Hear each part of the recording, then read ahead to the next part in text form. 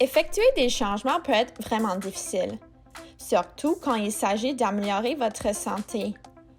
Votre vie est peut-être mouvementée et vous ne savez peut-être pas par où commencer. Si vous songez à apporter des changements liés à votre santé, il existe un outil qui peut vous aider à déterminer par où commencer. Cet outil, nommé diagramme à but d'élaboration d'agenda, peut vous aider à déterminer par où commencer à effectuer des changements en vous permettant de noter tous les changements que vous aimeriez apporter, de cerner les changements qui sont les plus importants pour vous et de décider par quel changement commencer. Alors, comment cet outil fonctionne-t-il? Prenons un exemple. Faites la connaissance de Paul. Femme âgée de 45 ans, Paul désire apporter des changements dans sa vie en vue d'améliorer sa santé, mais elle ne sait trop par où commencer.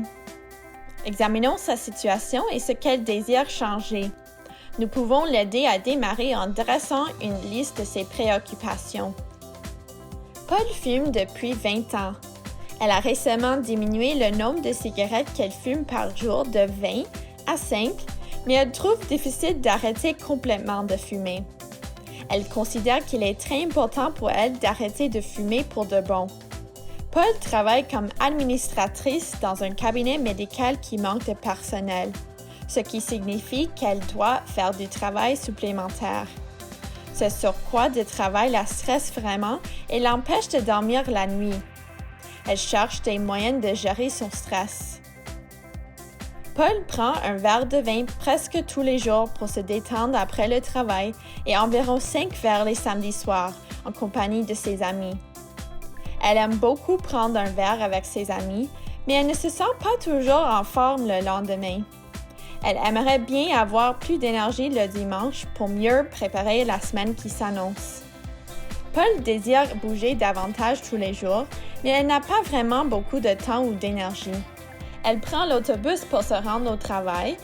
Elle travaille assise à son bureau pendant une bonne partie de la journée et lorsqu'elle revient chez elle, elle s'assoit sur le divan pour regarder la télé en prenant un verre de vin. Maintenant que nous connaissons les priorités de Paul, nous pouvons commencer à remplir son diagramme à but d'élaboration d'agenda. Paul désire arrêter de fumer pour de bon. Elle veut apprendre comment gérer son stress. Elle n'aime pas l'effet que l'alcool a sur elle et elle souhaite apporter des changements à cet égard. Elle veut être plus active, mais elle ne sait trop comment elle trouvera le temps ou l'énergie pour ce faire.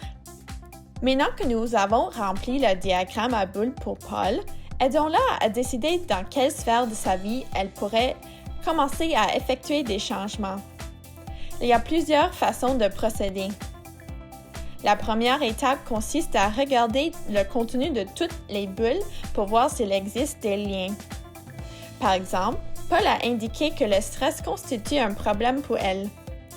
Si elle apprend comment composer avec sa situation, elle pourra mieux gérer son stress au travail et cela pourrait peut-être l'aider à diminuer sa consommation d'alcool et de tabac.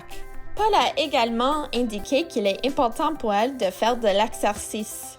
En devenant plus active, elle disposerait d'un autre moyen de diminuer son stress. En constatant ces liens, Paul comprendra mieux que si elle effectue un changement dans une sphère de sa vie, cela l'aidera en réalité dans d'autres sphères de sa vie. Et cela pourrait également l'aider à déterminer par où commencer. Examinons comment ce processus pourrait fonctionner. Paul a déjà travaillé très fort pour essayer d'arrêter de fumer. Il est donc très important pour elle d'arrêter pour de bon. Si elle estime que sa priorité c'est d'arrêter de fumer, les stratégies qu'elle utilisera pourraient l'aider dans d'autres sphères qu'elle a indiquées dans son diagramme à bulles.